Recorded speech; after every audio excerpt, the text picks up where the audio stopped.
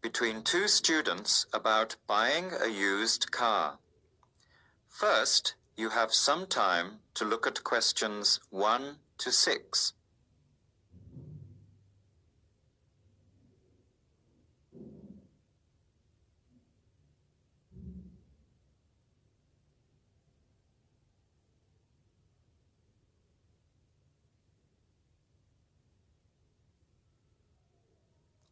Answer the questions as you listen. You will not hear the recording a second time. Listen carefully to the conversation and answer questions 1 to 6.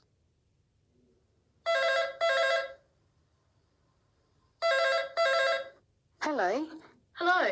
Can I speak to Eleanor, please? This is Eleanor speaking. Hi. My name is Jan. I'm calling about the car that was advertised on the notice board in the Student Union building. Is it still for sale? Yes, it is. Your ad says it's a 1985 Celica, in good condition. It's old, but it has been well looked after. My family has had the car for 10 years. I'm just the third owner and my mother had it before me, so we know its history. We've got all the receipts and records. It's had regular maintenance and the brakes were done last year. It runs really well but looks its age. Why are you selling it, by the way? Well, I'm going overseas next month to study. I'll be away for at least 2 years, so I have to sell it. Unfortunately, it's been a good car. You want $1,500, is that right? I was asking $2,000, but since I need to sell it quickly, I've reduced the price. Would you like to come and take it for a drive? I don't live far from the university. Yes, I'd like to have a look. What time would suit you? Any time this evening is fine. Well, I finish classes at 6 o'clock. How about straight after that? Say 6:30? Great, I'll give you directions. When you leave the main gate of the university, turn left on South Road and keep going until you get to the Grand Cinema. Take the first right, that's Princess Street. I'm at number 88 on the right. So it's 80 Princess Street? No, it's 88 Princess Street and the suburb is Parkwood. You'll see the car parked in front. It's the red one with the for sale sign on it. Okay, thanks Eleanor. I'll see you later. Bye. Before you hear the rest of the conversation, you have some time to look at questions 7 to 10.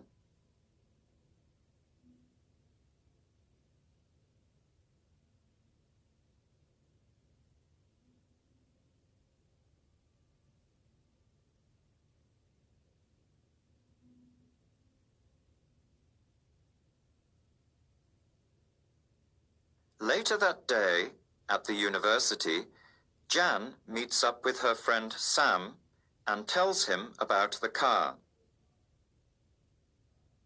Hi, Sam. Hey, Jan. What's happening? I'm glad I ran into you. I've decided I have to get a car. You're going to buy a car? Do you really need one? I'd probably still be driving, except that my car broke down last year. Instead of getting another one, I just moved closer to the university and went back to riding a bike. Better for the environment, better for my health, and I save a lot of money. Did it really cost that much? Well, when you think of registration, insurance, rising petrol costs, parking plus maintenance and repairs, it adds up. I know it's going to be expensive, but I really need my own transportation. It takes half an hour by bus each way to university as it is. But now I'm working at night in the city. There's no way I want to hang around waiting for a bus late at night, then walk 3 blocks home alone. Hey, I think you've got a point there. So what kind of car are you looking at? It's an 85 Celica, same kind as I used to have. The owner's asking $1,500. That's pretty old. How many kilometres has it done? You know, I forgot to ask. I'll have to check tonight when I go to see it. Would you be able to come with me to have a look at about 6:30? Sure, I'll come, but I don't know a lot about cars. I do know one thing, though. I wouldn't buy an old car without having a mechanic look at it first. That's a good idea. But won't it cost a lot? Not really. You can get a check done through the Automobile Association for $80, and it comes with a report on the condition of the car. It can save you a lot of money in the long run. I'll keep that in mind. So we have to get to Parkwood at 6:30. Do you want to take the bus? It goes straight down South Road every 15 minutes. Or maybe we could walk. I don't think it's that far. Actually, I could borrow my roommate's motorbike for an hour or so. He's working all evening in the library. Do you think he'd mind? No way. He owes me a favour or two. Okay, great. See you at 6, outside the student centre. That is the end of part 1. You now have half a minute to check your answers.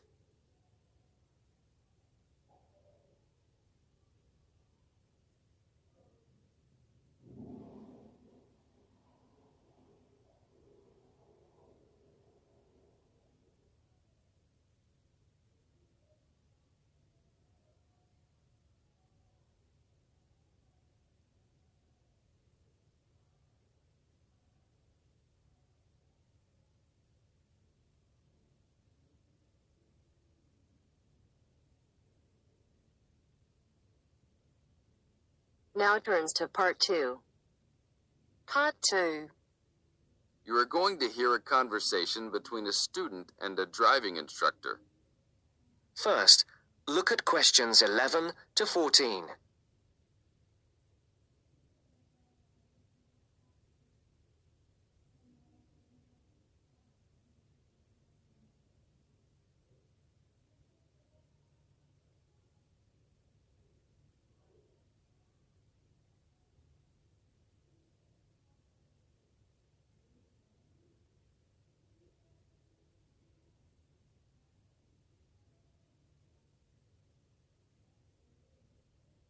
Listen carefully.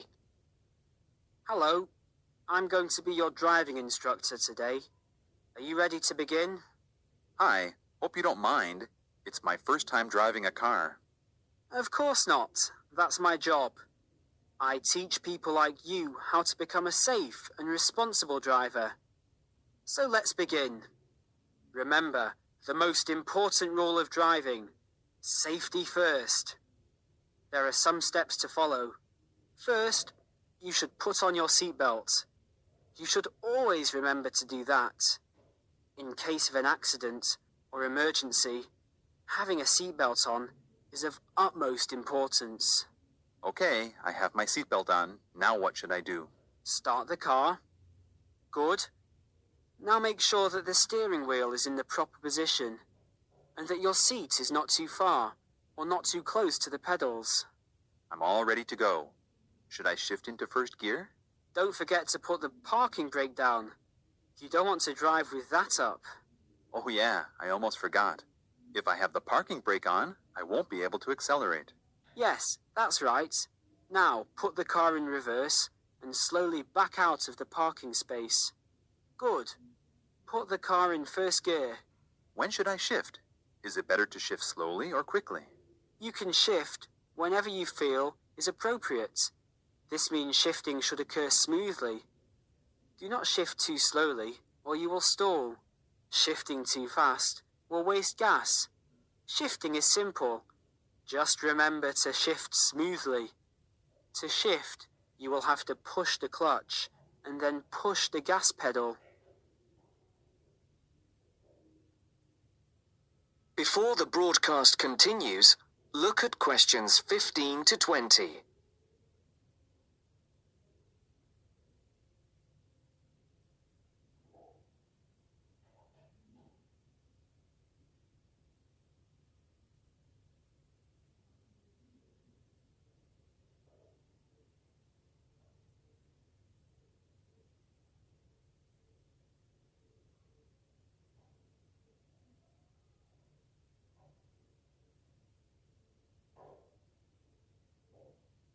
You will now listen to the second part of the talk. Remember, smoothly is the key to good shifting. Like this? Yes, that's good. Now keep it slow. Don't drive very fast just yet. Be sure to constantly check your mirrors for oncoming traffic. Always be aware of everything that is around you, including 3 important things.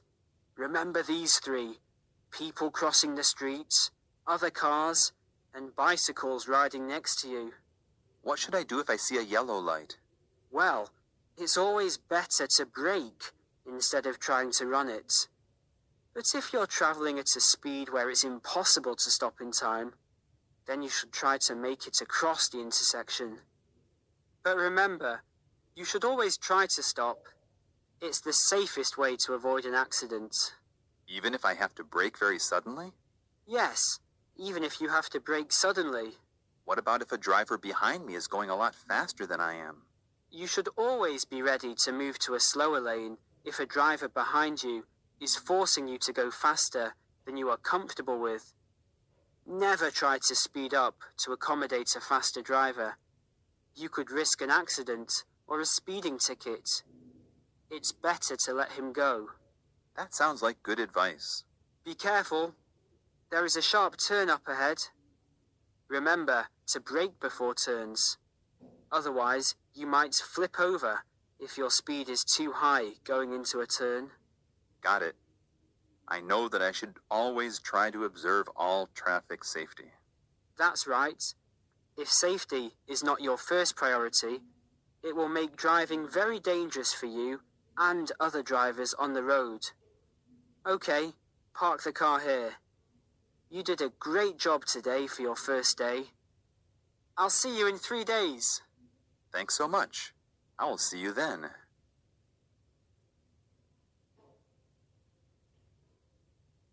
That is the end of part 2.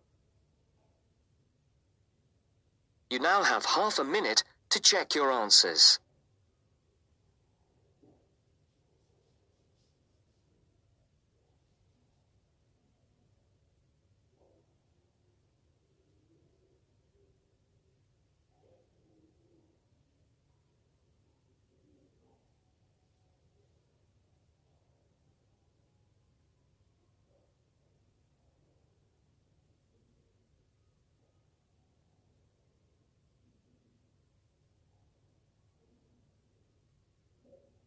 Now turns to part 3.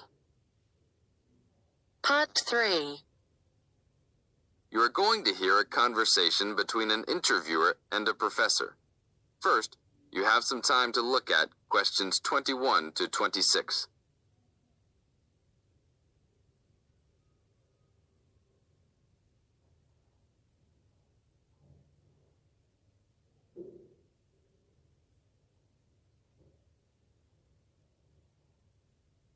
Now listen to the tape and answer questions 21 to 26. Today I'm here with Professor Nittick, who is our new university president. He has been a professor for 20 years and teaches many of the best classes on campus. I know many of you have had him as a teacher and know of his brilliance. Good morning, Professor Nittick. Thank you for stopping by the student station. Thank you for having me here. It is always great to get to meet many of the students who are involved with our school. I haven't been here since 2 years ago. Yes, I remember at that time you were still teaching every semester. 2 years later, you're only teaching every once in a while. But it seems like you are still always busy. The administration world is just as busy as the teaching world for you. How do you stay in touch with the university, even with the change in your everyday duties? I try to stay in touch with what is popular with the university students. I usually spend time with as many students as I can. They usually give me insight into what the new concerns and beliefs are for the new generation. On top of that, I try to be as youthful as I can. I consider myself to be youthful, at least for my age. So I always have a good time and try to stay young. I try my best to not just be a teacher, but also participate in university life. Interesting. So, are you still doing lots of academic work, or are you mostly concentrating on administrative affairs? Well, I mostly do administrative affairs now, but that doesn't mean that I still don't have a very deep interest in academic matters. I often visit other campuses around the world and meet other professors in my field. I learn the most by traveling and seeing the different places of the world and the different fields of thought. I even did a television program last month in Manchester. Will you be on television anytime soon then? Well, you can call the television station and see if I will be on television anytime soon. Maybe I will be on the news report. I don't think it is really that significant, though. Oh, really? That sounds great. I will remember to look out for you. Let's move on. With all your busy travelling recently, how do you find time for your personal life? I try to keep my university life separate from my personal life. Sometimes it's hard to find time to just take my wife and 3 kids out for a family dinner, but usually we all manage to get together every few days. I'm taking a few weeks off next month to take my family down to South America, to Brazil for a few days. I can't wait to just sit on the beach. Wow, that sounds like a wonderful trip. Professor Nittick, could you tell the audience a little about what goes on in an average day of a university administrator? An average day? Oh, I don't think there is such thing as an average day for me. The last few weeks I've been traveling all the time. I can be in Los Angeles in the morning and in New York by the afternoon and back to Los Angeles by the evening. Sometimes I will spend the whole week at a new university, showing the new administrators the ins and outs of running a university. Sometimes I can spend the whole day in the office on the phone. So there really is no average day for me. I guess that is because I do so many different tasks. Sorry to let all the viewers down, but that is the plain truth. Now look at questions 27 to 30.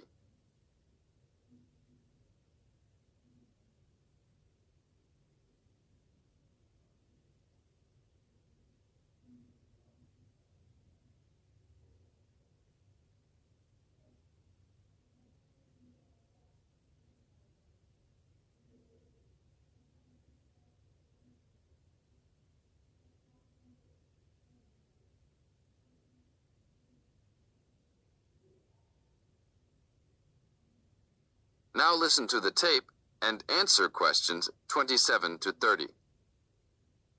Well, I guess I can sum it up for them. You are a busy man. That is probably a good description. So, are there any immediate plans for the coming few weeks?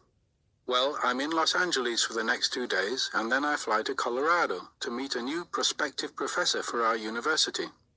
I will be in Colorado for about a week.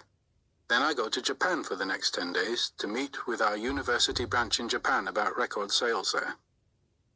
After that, I return to Los Angeles for a week, just in time for the graduation of the class of 2001. There you have it, my next month's schedule. Thank you very much, Professor Nittick. I always enjoy having you on our show. We hope to have you back on our show next time.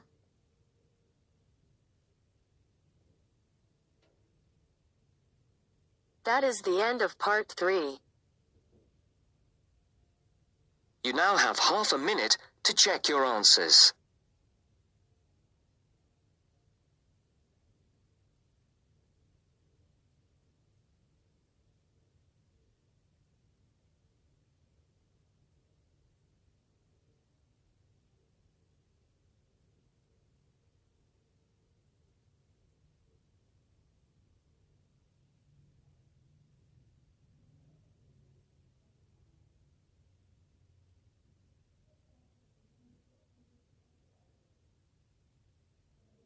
Now turns to part 4. Part 4. You're going to listen to a talk about tea in the UK. First, you have some time to look at questions 31 to 40.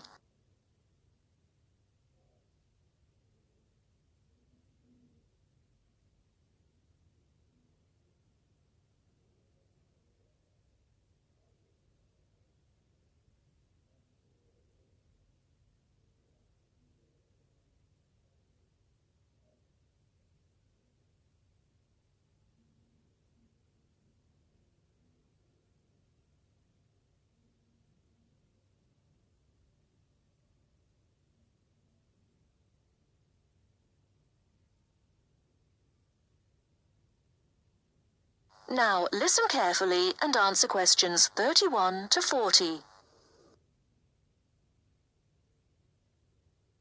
During the 1930s, there was a popular song which had the title, "Everything Stops for Tea," and to millions of British people, a restful cuppa is still an ideal way to relax for a few minutes from the rigours of the day. The English custom of drinking tea has its roots in the 17th and 18th centuries. When first imported to Britain, the exotic cha, or cha, as a Chinese tea was variously called, was considered a man's drink to be enjoyed with colleagues at London coffee shops. These were popular meeting places for many walks of life: politicians, lawyers, poets, actors, and writers. Many London clubs began in this manner, and the famous Lloyd's Insurance underwriters started out as Lloyd's Coffee House. In 1706, the first coffee house that offered tea was Tom's Coffee House, owned by Thomas Twining. He realized that he needed to introduce an added attraction to compete with the many other coffee houses in London, and tea was rare, exotic, and extremely expensive. With these credentials, tea became an exclusive drink and enabled Twining to open a tea shop under the sign of the Golden Lion in the Strand. By the 18th century, the ladies of the more affluent classes were going China mad, using tea as an excuse for displaying their extravagant purchases of Chinese porcelain and Dresden tea sets. A comprehensive tea tray would consist of a teapot and stand, teacups and saucers, sugar bowl, milk jug, and basin for discarded tea and tea leaves. Tea was still expensive and kept in locked tea caddies. Skilled craftsmen fashioned caddies of carved inlaid woods fitted with crystal and precious metals. To ensure the servants weren't tempted by this priceless commodity, the caddy was kept locked, and only the mistress of the house held the key and prepared tea when guests came to visit. No well-brought-up young Englishwoman could consider herself socially acceptable unless she knew how to brew a proper cup of tea. As the 18th century progressed, changes in commerce and working hours resulted in the main meal of the day being taken much later in the evening. The prospect of lasting from breakfast until evening did not appeal to the Duchess of Bedford, who is usually credited with being the first to alleviate late afternoon hunger pangs by introducing a small 4 o'clock meal served with tea. With time, the light, wafer-thin toast or delicate white bread gave way to exotic fillings like tomato and egg, cucumber, chicken, or potted shrimps, followed by buttered scones, crumpets, or elegant pastries. The popularity of tea continued to spread, but it was not until 1839 that the first shipment of Assam Indian tea was landed in Britain. A healthy trade with India was soon established, and tea clippers, like the Cutty Sark, now a museum in a dry dock at Greenwich, were reaching the peak of their sailing days. In 1879, the first limited shipments of Ceylon tea began to arrive, and by 1880, this had been firmly established alongside Indian and China teas, giving the broad range of teas that are available today. There have been few changes in 3 centuries of tea trading. London is still the centre, and indeed Twining still has a shop on the site of the original Tom's Coffee House at 216 The Strand. The name Twining has been linked with tea for over 280 years. Indeed, it was Richard Twining, in his capacity as chairman of the dealers of tea, who in 1784 persuaded Prime Minister William Pitt to reduce the high tax on tea, making the beverage more accessible to the general public. That is the end of part 4. You now have half a minute to check your answers.